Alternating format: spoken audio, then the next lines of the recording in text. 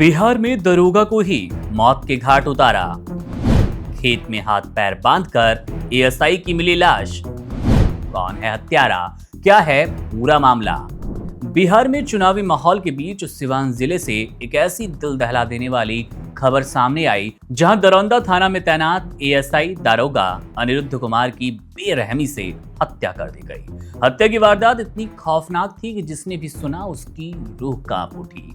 अनिरुद्ध कुमार का गला धारदार हथियार से रेत दिया गया। उनका शव सिविल ड्रेस में एक अरहर के खेत से बरामद हुआ। इस घटना ने न केवल स्थानीय लोगों को बल्कि पूरे पुलिस महकमे को हिलाकर रख दिया।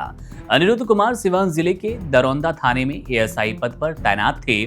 छठ महापर्व के अवसर पर वे अपने पैतृक घर दरभंगा गए, जहां उन्होंने परिवार के साथ ये त्योहार मनाया। पर्व खत्म होने के बाद वे परिवार को वहीं छोड़कर ड्यूटी पर लौटने के लिए सिवान रवाना हुए, लेकिन सिवान पहुंचने से पहले ही उनका संपर्क टूट गया। अगले ही दिन दरौंदा थाना क्षेत्र के सिरसाव नवका टोला गांव में खेतों के बीच उनकी लाश पाई गई। शव की हालत देखकर पुलिस और ग्रामीण दंग रह गए। उनके हाथ पैर बंधे थे और गला धारदार हथियार से काटा गया। यह साफ था कि अपराधियों ने न सिर्फ सुनियोजित तरीके से इस हत्या को अंजाम दिया, बल्कि पहले बुरी तरह पिटाई की और उसके बाद एएसआई को मौत के घाट उतार दिया।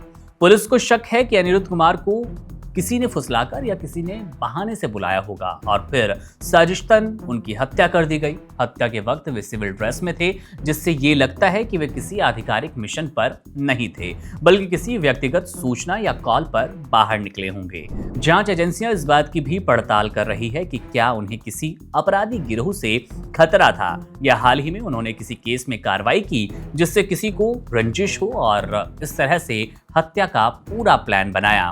घटनास्थल से पुलिस को कुछ अहम सुराग मिले, जिनकी जांच जारी है। इस घटना ने जाहिर तौर पर बिहार में कानून व्यवस्था पर गंभीर सवाल कर दिए, जहां पर कानून के रक्षक ही सुरक्षित महसूस नहीं कर रहे। इस तरह से दिन दहाड़े उनकी हत्या कर दी जाती है। खास बात तो ये कि इस हत्याकांड से ठीक एक दिन पहले उत्तर प्रदेश के मुख्यमंत्री योगी आदित्यनाथ बिहार के दौरे पर थे, जहां उन्होंने मंच से कानून व्यवस्था पर बड़ी बड़ी बातें की। कानून व्यवस्था कितनी बेहतर हो गई है, इस बात का जिक्र उन्होंने अपने भाषण में किया था।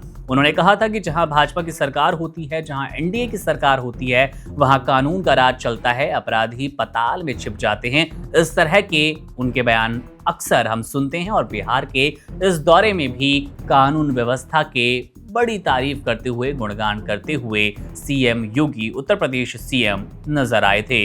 लेकिन उसके कुछ घंटे बाद ही बिहार में एक वर्दीधारी की गला रेत कर हत्या कर देना इन दावों पर कड़े सवाल खड़े कर गए। अब लोग तो लगातार कह रहे हैं, देखो कल योगी कानून व्यवस्था की बड़ी बड़ी बातें कर गए और आज एक एएसआई को मार दिया गया। हत्या की खबर फैलते ही पूरे पुलिस विभाग में शोक और आक्रोश का माहौल है। वरिष्ठ अधिकारी मौके पर पहुंचे, फॉरेंसिक टीम ने साक्ष्य जुटाने शुरू कर दिए और संदिग्धों की तलाश तेज कर दी गई। इलाके में दहशत का माहौल है, लोग अपने घरों से निकलने में डर रहे हैं।